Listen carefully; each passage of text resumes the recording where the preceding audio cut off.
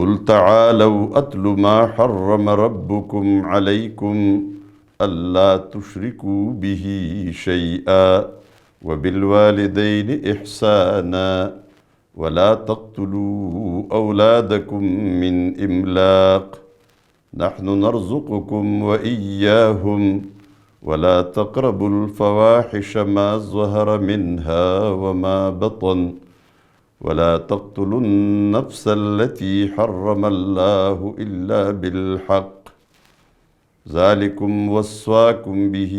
لعلكم تعقلون۔ ہمارے آج کا درس انتہائی اہم درس ہے۔ یہ درس سورہ انعام کی 3 آیات کا درس ہے۔ آیت نمبر 151، 152 اور 153۔ ان 3 آیات کی اتنی بڑی اہمیت ہے کہ اس کے اندر جتنی باتیں بیان ہوئی ہے، ٹوٹل 10 باتیں ہیں، 9 باتوں کا حکم دیا گیا ہے، اور 10ویں بات وہ اس کا بالکل آخری وہ نوٹیفیکیشن ہے کہ ان باتوں کی پابندی کرو، اور ان باتوں کی اگر آپ نے پابندی نہیں کی تو پھر ظاہر بات ہے آپ کسی اور راستے پہ چلے گئے، شیطان کے راستے پر،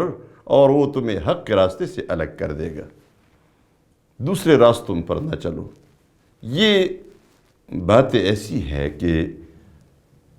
حضرت عبداللہ ابن مسعود رضی اللہ تعالیٰ عنہ ان کے بارے میں فرماتے ہیں، من اراد ان ينظر الى وصیۃ رسول اللہ صلی اللہ علیہ وسلم التي عليها خاتمه فليقرأ هؤلاء الآیات۔ فرمایا جو شخص یہ پسند کرتا ہو کہ وہ رسول اللہ صلی اللہ علیہ وآلہ وسلم کی اس وصیت کو دیکھے جس پر آپ کی بالکل مہر لگی ہوئی ہے، جیسے سٹیمپ لگ جاتا ہے کسی چیز پر، ایسی مہر لگی ہے، تو وہ ان 3 آیات کو پڑھے، اور پھر انہوں نے تلاوت کی قل تعالوا اتل ما حرم ربکم علیکم سے لے کر لعلکم تتقون تک ان 3 آیات کی تلاوت فرمائی۔ گویا یہ رسول اللہ صلی اللہ علیہ وسلم کی وصیت ہے۔ اس وصیت، چونکہ وصیت تاکیدی حکم کو کہتے ہیں، گویا امت کے لیے آپ صلی اللہ علیہ وسلم کا یہ تاکیدی حکم بطور وصیت آپ نے چھوڑ دیا ہے، اس پر عمل کریں۔ اسی طرح حضرت عبادہ بن صامت رضی اللہ تعالیٰ عنہ مشہور صحابی ہے، وہ فرماتے ہیں کہ نبی کریم صلی اللہ علیہ وسلم نے یہ بات فرمائی، ایکم یبایعنی علی ہؤلاء الآیات الثلاث، کون ہے جو میرے ساتھ ان 3 آیات پر بیعت کرے۔ بیعت کرنے کا مطلب یہ ہے کہ ان پر عمل کرنے کا پکا وعدہ مجھے دے دے، پکا عہد دے دے کہ میں ان کی پابندی کروں گا۔ اور پھر آپ صلی اللہ علیہ وسلم نے ان 3 آیات کی تلاوت فرمائی، قل تعالوا اتل ما حرم ربکم علیکم سے لے کر لعلکم تتقون تک، اور اس کے بعد فرمایا جب ان آیات کی تلاوت سے آپ فارغ ہو گئے تو آپ نے فرمایا وَمَنْ وَفَى بِهِنَّ فَأَجْرُهُ عَلَى اللَّهِ، جس نے ان 3 آیات کی وفاداری کی، یعنی ان کو پورا کیا، ان پر پورا عمل کیا، پورا عمل کیا، تو اس کا اجر اللہ پر ہے۔ اللہ پر اجر ہے، اس کا مطلب یہ ہے کہ بہت بڑا اجر ہے، اس کی کوئی انتہا نہیں ہے، کوئی حد نہیں ہے کہ جب اجر اللہ دے گا تو کتنا اجر دے گا۔ پھر آپ نے فرمایا وَمَنِ انْتَقَصَ مِنْهُنَّ شَيْئًا فَأَدْرَكَهُ اللَّهُ فِي الدُّنْيَا كَانَتْ عُقُوبَتُهُ وَمَنْ أَخَّرَهُ إِلَى الْآخِرَةِ فَأَمْرُهُ إِلَى اللَّهِ إِنْ شَاءَ أَخَذَهُ وَإِنْ شَاءَ عَفَا عَنْهُ۔ پھر فرمایا کہ جس نے اس میں کچھ کمی کی، کوئی نقص کیا، یعنی پورا عمل نہیں کیا، تو جو بھی اس نے کمی کی، نقصان کیا، اور پھر اللہ نے اس کو دنیا میں سزا دی، دنیا میں پکڑا، تو یہی اس کی سزا ہو جائے گی۔ اور جس کا معاملہ اللہ نے قیامت کے لیے مؤخر کر دیا تو پھر تو اس کی مرضی ہے، چاہے تو اس کو پکڑے، چاہے اس کو معاف کر دے۔ یعنی اس کی اتنی اہمیت ہے کہ رسول اللہ صلی اللہ علیہ وآلہ وسلم ہم سے ان باتوں کی بیعت چاہتے ہیں کہ پکا وعدہ اور پختہ وعدہ کرو میرے ساتھ کہ ان کی پابندی کرو گے۔ اسی طرح حضرت عبداللہ ابن عباس رضی اللہ تعالیٰ عنہ جو مشہور مفسر قرآن ہے، حبر الامت ہے، وہ ان آیات کے بارے میں فرماتے ہیں، فرمایا هذه الآیات محکمات فی جمیع الکتب لم ينسخهن شیء وهن محرمات على ابن آدم كلهم وهن الكتاب من عمل بهن دخل الجنة ومن تركهن دخل النار۔ ان 3 آیات کے بارے میں وہ فرماتے ہیں کہ یہ 3 آیات فرمایا یہ محکمات ہے اور یہ تمام آسمانی کتابوں میں موجود تھی، یعنی اپنے اس زبان میں یا اس انداز میں، لیکن ان باتوں کا حکم جو ان 3 آیات میں دیا گیا ہے یہ تمام گزشتہ کتابوں میں، آسمانی کتابوں میں موجود تھی اور یہ محکم ہے، یعنی ان کا مطلب، ان کی معنی سب کچھ واضح اور معلوم ہے، کوئی شک شبہ نہیں ہے۔ اور پھر فرمایا ان آیات کو کسی اور حکم نے منسوخ بھی نہیں کیا، یعنی یہ ایسی آیات ہے کہ جن کا کوئی ناسخ نہیں آیا۔ اور فرمایا یہ جتنی چیزوں کا یہاں محرمات کا ذکر ہے یہ تمام امتوں پر اور پوری بنی آدم پر، وَهُنَّ مُحَرَّمَاتٌ عَلَى ابْنِ آدَمَ كُلِّهِمْ، ابن آدم جتنے ہیں سب پر یہ حرام ہے جو یہاں ان آیات میں اللہ تبارک و تعالیٰ نے ذکر کیا ہے۔ اور پھر فرمایا جس نے ان آیات کو پورا کیا، جس نے ان آیات پر عمل کیا تو جنت میں جائے گا، اور جس نے ان آیات کو پورا نہیں کیا، جس نے ان آیات پر عمل نہیں کہ ان کو چھوڑ دیا، وہ دوزخ میں جائے گا۔ یہ جو عبداللہ ابن عباس رضی اللہ تعالیٰ عنہ نے جنت میں جانے اور دوزخ میں جانے والی بات فرمائی ہے، تو یہاں محدثین کا ایک پورا قاعدہ ہے، اور وہ یہ کہ جب صحابی کسی ایسی بات کی روایت کرے جو عقل کے ذریعے معلوم نہ ہو سکے اور صحابی اس کو روایت کرے، تو اس کا مطلب یہ ہے کہ صحابی نے اسی رسول اللہ صلی اللہ علیہ وآلہ وسلم سے سنا ہے، لیکن یہاں روایت کرنے میں انہوں نے ذکر نہیں کیا ہے، اس کو مرفوع حکماً کہتے ہیں۔ تو اسی وجہ سے عبداللہ ابن عباس رضی اللہ تعالیٰ عنہ نے ان 3 آیات کی اہمیت کے بارے میں جو بات بتائی وہ بڑی اہم ہے۔ اب ہم دیکھتے ہیں یہ جو ان آیات میں چیزیں بیان ہوئی ہے، محرمات کا بیان ہے، اتنی اس کی اہمیت ہے کہ پوری انسانی زندگی کو اس کے اندر سمویا گیا ہے، اور پوری انسانی زندگی کے اندر اطمینان، سکون، امن جس طرح آ سکتا ہے، تو آپ دیکھیں ان چیزوں کو دیکھیں۔ سب سے پہلی بات فرمائے، ان آیات کا بالکل ترجمہ بھی کافی ہے، قل اے پیغمبر ان سے کہہ دیجئے تعالوا اتل ما حرم ربکم علیکم، کہ اب میں تمہیں سناؤں، میں تمہیں پڑھ کے سناؤں کہ اللہ تبارک و تعالیٰ نے جو کچھ تم پر حرام کیا ہے وہ بتا دوں تمہیں، وہ کیا ہے؟ اب دیکھیں پہلی بات میں نے بتایا 9 باتیں اور پھر 10ویں بات اس کا حکم، اس کا نوٹیفیکیشن ہے۔ پہلی بات اللہ تشرکوا بہ شیئا، کہ تم نے اللہ کے ساتھ کسی کو شریک نہیں ٹھہرانا۔ اب دیکھیے اللہ کے ساتھ شریک صرف یہ نہیں ہے کہ ہم بت کی پرستش کریں، کسی اور کے سامنے سجدہ لگائے، بلکہ اللہ کے ساتھ شریک یہ بھی ہے کہ ہم اللہ کے حکم کے بجائے کسی اور کا حکم مانیں، ہم اللہ کے بتائے ہوئے طریقے کے مطابق عمل نہ کریں، بلکہ اللہ کے علاوہ جو دوسرے لوگوں نے اپنے طریقے بتائے ہیں، کوئی دین بھیجے ہیں لوگوں نے، جو طریقے نظام ہائے زندگی لوگوں نے بنائے ہیں، ان نظاموں پر چلے تو یہ بھی اللہ کے ساتھ شرک ہے۔ یہ جیسے حدیث میں آیا ہے کہ ان یسیر الریا شرکن،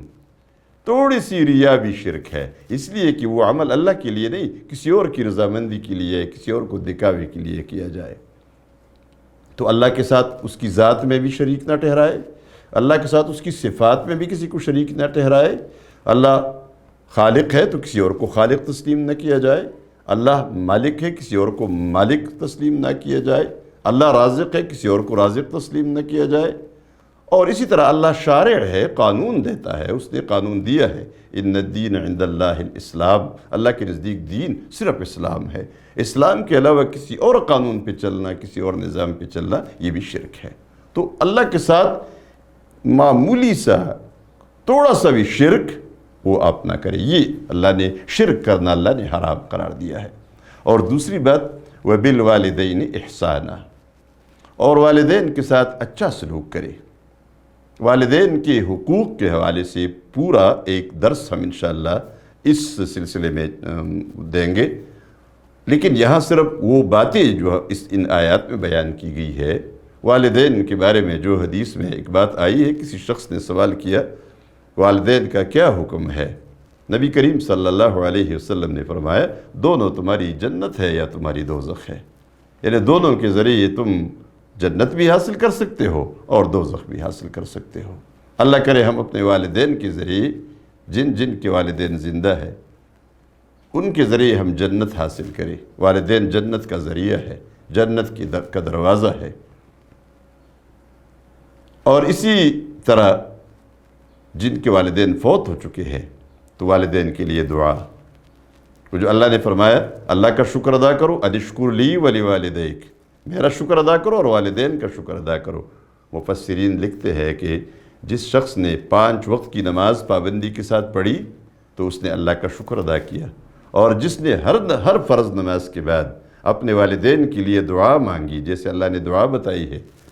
قُلْ رَبِّ ارْحَمْهُمَا كَمَا رَبَّيَانِي صَغِيرًا، یعنی جب ہم کہیں گے تو ہم یہی کہیں گے رَبِّ ارْحَمْهُمَا كَمَا رَبَّيَانِي صَغِيرًا، اے میرے رب ان پر ایسا رحم فرما جیسے انہوں نے مجھے بچپن میں چھوٹا پالا تھا، میرے ساتھ جو شفقت اور محبت کی تھی اسی طرح ان پر بھی رحم فرما۔ تو ان کے لیے ان کی موت کے بعد ان کے لیے دعا کرنا ان کا شکر بھی ہے اور ان کا حق بھی ہے۔ تیسری بات وَلَا تَقْتُلُوا أَوْلَادَكُم مِّنْ إِمْلَاقٍ، اپنی اولاد کو فقر اور غربت کی وجہ سے قتل نہ کیا کرو، اس لیے کہ تم اس لیے یہ کام کرتے ہو کہ رزق کون دے گا، ان کو کھانا پانی کون دے گا، میں نہیں کر سکوں گا تو تم قتل کرتے ہو۔ جاہلیت کے زمانے میں تو غیرت کی وجہ سے بھی بیٹیوں کو قتل کیا کرتے تھے کہ میرے ہاں بیٹی ہو گئی ہے، لیکن غربت کی وجہ سے تو کافی سارے واقعات موجود ہیں۔ اللہ تبارک و تعالیٰ نے فرمایا یہ تمہارا کام نہیں ہے۔ وہ کیا فرمایا نحن نرزقکم وإیاہم، ہم تمہیں بھی ہم رزق دیتے ہیں اور ان کو بھی ہم رزق دیتے ہیں۔ تمہیں کون دیتا رہا ابھی تک اور کون دے رہا ہے؟ ان کو بھی وہی ذات دے رہا ہے۔ اور چوتھی بات وَلَا تَقْرَبُوا الْفَوَاحِشَ مَا ظَهَرَ مِنْهَا وَمَا بَطَنَ، یہ جو اولاد کے قتل کے بارے میں، ایسے ایک تو اولاد کو قتل کرنا، کسی بچے کو باپ قتل کرے اس لیے کہ غربت ہے، لیکن پورا نظام مملکت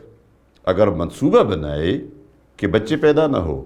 خاندانی منصوبہ بندی کا کوئی جو سسٹم جیسے چل رہے ہے دنیا میں، یہ اللہ کی دنیا ہے، اللہ کا نظام ہے، جتنے لوگ آ رہے ہیں، جتنے مر رہے ہیں، یہ پورا سسٹم بڑی باریک بینی کے ساتھ اللہ دیکھ رہا ہے، اللہ کے حکم سے یہ سب کچھ ہوتا ہے۔ اس لیے مداخلت درکار سرکار، یہ اللہ کی خدائی میں اور اللہ کی سلطنت کے اندر مداخلت کرنا یہ اسی کا کام ہے، یہ تمہارا کام نہیں ہے۔ ان کو پیدا کرنا بھی تمہارا کام نہیں ہے، یہ فیصلے اس کے ہیں۔ مارنا کہ دنیا سے رخصت ہو جانا یہ بھی اسی کا فیصلہ ہے، ان کو رزق دینا بھی اسی کا کام ہے۔ تو جو تمہارا کام نہیں ہے، جو تمہارا درد سر نہیں ہے، اس میں کیوں تم مداخلت کرتے ہو؟ تو ایسا سسٹم بنانا کہ بچے پیدا نہ ہو یا بچے کم پیدا ہو، یہ بھی اسی حکم میں آئے گا۔ جن لوگوں نے ایسے منصوبے بنائے ہیں، ایسی دوائیں ایجاد کی ہے، بچے پیدا نہ ہو۔ ہاں یہ بات ضرور ہے کہ جہاں ڈاکٹر عورت کو بتائے کہ اگر آپ کے بچے پیدا ہوتے ہیں تو آپ کی موت کا خطرہ ہے یا ایسی خطرناک بیماری کا خطرہ ہے جو آپ کی صحت کو بڑا نقصان ہو رہا ہو، اس میں وقفہ بھی ضروری ہے اور مستقل طریقے سے بھی بچوں کے سلسلے کو بند کرنے کی اجازت شریعت نے دی ہے۔ چوتھی بات فرمائی وَلَا تَقْرَبُوا الْفَوَاحِشَ مَا ظَهَرَ مِنْهَا وَمَا بَطَنَ، اور بے حیائی کے کاموں کے قریب نہ جایا کرو، جو چھپی بھی حیائی ہو یا کھلی بھی حیائی ہو۔ بدکاری، بد اخلاقی اور اس کی طرف جانے والے تمام راستے وہ اس فحش کے زمرے میں آتے ہیں، اور فحش کبائر کو بھی کہتے ہیں، بڑے بڑے گناہوں کو، کبیرہ گناہوں کو بھی کہا جاتا ہے، جیسے زنا ہے اور یا عمل قوم لوط ہے یا اس قسم کے دوسرے جتنے بھی کام ہیں۔ تو بے حیائی یعنی زنا، بدکاری اور اس کی طرف جانے والے تمام راستے، مثلا نظر کی حفاظت کرو، اس لیے کہ بد نظری زنا کی طرف لے جاتی ہے۔ اسی طرح مخلوط معاشرہ اسلام نے پابند کیا ہے، پابندی لگائی اس لیے کہ مخلوط معاشری ہی کے نتیجے میں، مرد و عورت کے زیادہ میل جول ہی کے نتیجے میں بدکاری کے راستے کھل جاتے ہیں۔ اس لیے فرمایا جو علانیہ ہو اور جو باطنی ہو، جو چھپا ہوا ہو۔ اور پانچویں بات وَلَا تَقْتُلُوا النَّفْسَ الَّتِي حَرَّمَ اللَّهُ إِلَّا بِالْحَقِّ، اور اس نفس کو قتل نہ کرو جس کا قتل کرنا اللہ نے حرام قرار دیا ہو، الا بالحق، مگر جس کی اللہ نے اجازت دی ہے، یعنی جس نے قتل کیا اس کو قتل کیا جائے گا، جو مرتد ہوا اس کو قتل کیا جائے گا، جو شادی کے بعد زنا کرے گا اس کو قتل، رجم کے ذریعے قتل کیا جائے گا۔ یہ تو وہ حق ہے جو اللہ نے خود مقرر فرمایا ہے، اس کے علاوہ آپ نے کوئی قتل نہیں کرنا۔ فرمایا ذالکم وصواکم بہ لعلکم تعقلون، اللہ ان باتوں کا تاکیدی حکم تمہیں دے رہا ہے تاکہ تم سمجھ جاؤ، تم عقل سے کام لو۔ اور چھٹی بات فرمائی وَلَا تَقْرَبُوا مَالَ الْيَتِيمِ، یتیم کے مال کے قریب نہ جاؤ۔ یتیم کا مال اللہ نے اس کی حفاظت کا حکم دیا ہے۔ یتیم کا جو حفاظت کرنے والا تھا باپ، اس کا سایہ سر سے اٹھ گیا ہے، اب تم یتیم کی کفالت کرو، یتیم کے مال کی حفاظت کرو، لیکن اس طریقے سے جو اچھا طریقہ ہو، یعنی اگر کوئی شخص خود غریب ہے اور یتیم کی خدمت کر رہا ہے، یتیم کا مال زیادہ ہے، تو اس سے حق الخدمت کوئی چیز جائز معروف طریقے کے مطابق لے سکتا ہے۔ حتیٰ یبلغ اشدہ، حتیٰ کہ یتیم بلوغ کو پہنچ گیا تو بلوغ بالغ ہونے کے بعد اس کا مال پھر اس کے حوالے کرنا ہے۔ آگے ساتویں بات فرمائی وَأَوْفُوا الْكَيْلَ وَالْمِيزَانَ بِالْقِسْطِ، کیل پیمانہ اور میزان تول۔ ہم جب لین دین کرتے ہیں تو دو ہی چیزیں ہمارے پاس ہوتی ہے، یا تو ہم چیزوں کو تولتے ہیں، ترازو سے تولتے ہیں، خواہ ترازو جو پرانے دو پلڑوں والی ترازو ہو یا جو دوسری ترازو ہے کمپیوٹرائز ترازو، اور اسی طرح یا ناپ کر دیتے ہیں، زمین کو ناپتے ہیں، کپڑے کو ناپتے ہیں، اور پھر کبھی کبھار ہم پیمانہ یعنی گھی کا ٹین یہ مقرر ہے، یہ 16 kg ہے، یہ ڈبہ 5 kg ہے، یہ پلان چیز کا ڈبہ 1 kg ہے، وغیرہ جو پیمانے لوگوں نے مقرر کیے ہیں، ان دونوں کو ٹھیک ٹھیک دیا کرو، پورا پورا دیا کرو، اس میں کوئی کمی نہ کرو۔ یہ اب دیکھیں جب یہ دونوں چیزیں پوری ہو جائیں گی، اور قسط حقیقی انصاف کو کہتے ہیں، بالکل صحیح طریقے سے، کوئی دھوکہ نہ ہو، کوئی داندلی نہ ہو، پورا پورا، جب یہ چیزیں پوری ہو جائیں گی معاشرے کا اعتماد خود بخود ایک دوسرے پر بحال ہو جاتا ہے۔ لا نکلف نفسا الا وسعها، بیچ میں دیکھیں اللہ کتنا مہربان ہے، ہم کسی بھی نفس کو اس کی طاقت سے زیادہ تکلیف نہیں دیتے، یعنی تولتے ہوئے کوئی ایک دانہ ادھر ادھر ہو گیا اس سے کوئی فرق نہیں پڑے گا، لیکن قصدن و عمدن جو ہم یہ کام کرتے ہیں اس کی اجازت نہیں ہے۔ آگے فرمایا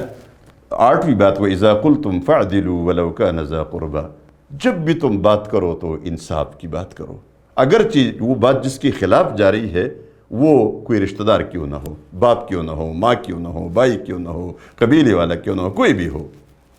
اور نویں بات فرمائی وَبِعَهْدِ اللَّهِ أَوْفُوا، اور اللہ کے وعدے کو پورا کرو۔ اللہ کی وعدے سے مراد کیا ہے؟ وہ وعدہ جو ہم نے اللہ کے ساتھ کیا لا الہ الا اللہ کہہ کر، عہد ازل جو ہم نے ازل میں وعدہ کیا تھا وہ کیا تھا، اور اسی طرح وہ وعدے جو ہم نے اللہ کے نام پر ایک دوسرے کے ساتھ کیے ہیں، ان تمام وعدوں کو پورا کرو۔ ذالکم وصواکم بہ لعلکم تذکرون، ان باتوں کا اللہ نے آپ کو تاکیدی حکم دیا ہے تاکہ تم نصیحت حاصل کرو۔ یہ 9 باتیں ہو گئی۔ آگے جو اس کے بارے میں اللہ نے ان 9 باتوں کے بارے میں جو نوٹیفیکیشن دیا ہے، جو حکم جاری کیا ہے، جو شاہی فرمان جاری ہوا ہے، وہ شاہی فرمان آپ دیکھ لیں اس آخری تیسری آیت میں وَأَنَّ هَذَا صِرَاطِي مُسْتَقِيمًا فَاتَّبِعُوهُ وَلَا تَتَّبِعُوا السُّبُلَ فَتَفَرَّقَ بِكُمْ عَنْ سَبِيلِهِ، اور یہی میرا راستہ ہے، وَأَنَّ هَذَا صِرَاطِي مُسْتَقِيمًا، جو سیدھا راستہ ہے، فَاتَّبِعُوهُ، بس اسی راستے کی تابعداری کرو، اسی کی پیروی کرو، اور اس کے علاوہ وَلَا تَتَّبِعُوا السُّبُلَ، اس کے علاوہ دوسرے راستوں کی پیروی نہ کیا کرو۔ اس کا نتیجہ کیا ہوگا؟ جب آپ دوسرے راستوں پہ چلیں گے، بالکل وہ قریب قریب کیوں وہ راستے نہ ہو، فتفرق بکم عن سبیلہ، یہ راستے تمہیں اللہ کے راستے سے ہٹا دیں گی۔ اس لیے سیدھا سیدھا انہی باتوں پہ عمل کرو، یہی میرا سیدھا راستہ ہے۔ ذالکم وصواکم بہ لعلکم تتقون، انہی باتوں کا اللہ تمہیں تاکیدی حکم دے رہا ہے تاکہ تم تقوی دار بن جاؤ، یعنی تم گناہوں سے بچو اور اللہ کے عذاب سے بھی بچو۔ امام نصفی رحمہ اللہ یہاں فرماتے ہیں کہ سب سے پہلے لعلکم تعقلون کہا، پھر لعلکم تذکرون کہا، اور پھر لعلکم تتقون کہا، اس لیے کہ سب سے پہلے جب عقل سے کام لیں گے تو غور و فکر کریں گے تو نصیحت حاصل کریں گے، اور جب نصیحت حاصل کریں گے تو تقوی خود بخود حاصل ہو جائے گی، حرام سے بچا جائے گا۔ لا الہ الا اللہ، لا الہ